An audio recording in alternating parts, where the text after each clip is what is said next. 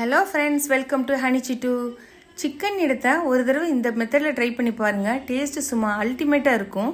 ஒரு ட்ராப் கூட நம்ம ஆயில் சேர்க்க வேணாம், நெய் சேர்க்க வேணாம், வெண்ணெய் சேர்க்க வேணாம்.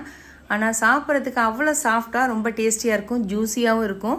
சாம்பார் சாதம், ரசம் சாதம் எல்லாத்துக்கும் ரொம்ப சூட்டபுளாக இருக்கும். இது என்னோடய ஸ்டைலில் எப்படி செய்கிறதுன்னு பார்த்துடலாமா?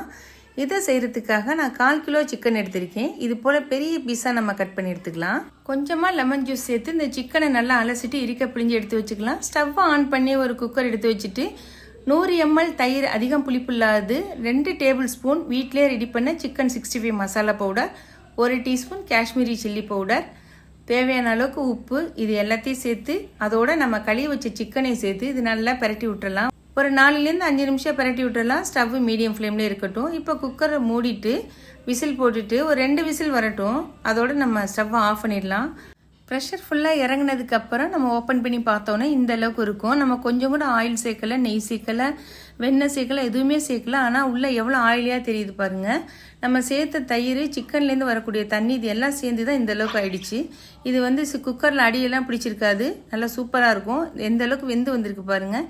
இப்போ நம்ம ஸ்டவ்வை ஆன் பண்ணி ஒரு தோசைக்கல் எடுத்து வச்சுட்டு இதை அப்படி இந்த குக்கரில் வேக வச்சுருந்தோம்ல, அந்த சிக்கன், அதில் இருக்க ஜூஸ், இது எல்லாத்தையும் எடுத்து இதில் அப்படியே சேர்த்துட்டு ஸ்டவ்வை நம்ம மீடியம் ஃப்ளேம்லேயே வச்சுட்டு மெதுவாக அப்படியே அந்த ஜூஸோடு இந்த சிக்கனையும் பரட்டி விட்டுட்டே இருப்போம்.